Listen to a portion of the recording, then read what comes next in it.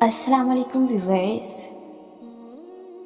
تم جو خواب دیکھتے ہو ان کی تعبیر تمہاری دعائیں لکھتی ہیں۔ تمہارے ہاتھوں کا اللہ کے روبرو اٹھنا تمہارا نصیب بدل دیتا ہے۔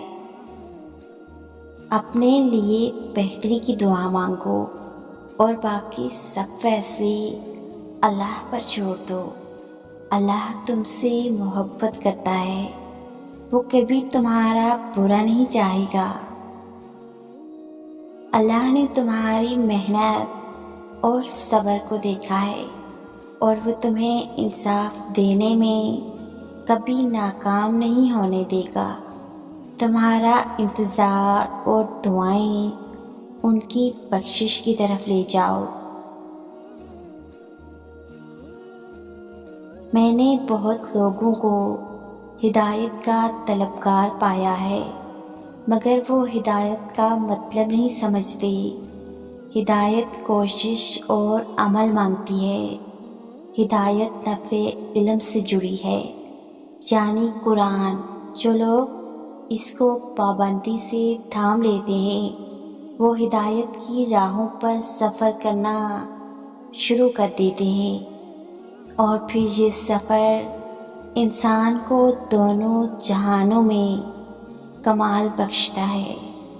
قرآن کی پابندی سے مراد اس کو مضبوطی سے تھامنا ہے، تبھی ان لوگوں کی طرف ہدایت ملے گی جن پر رب نے انعام کیا تھا۔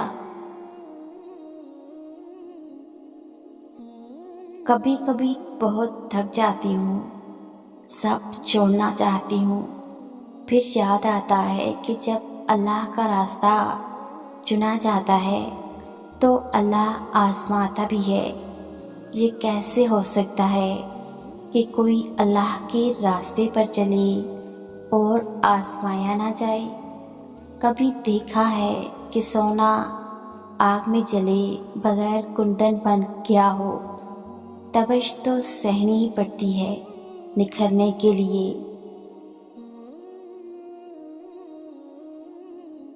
حضرت علی رضی اللہ تعالی عنہ کا فرمان ہے، انسان اپنی دعاؤں سے ہی اپنا مقدر لکھتا ہے، اور انسان کی دعائیں ہی انسان تک وہ سب کچھ لے آتی ہیں جو اس کے نصیب میں بھی لکھا نہیں ہوتا۔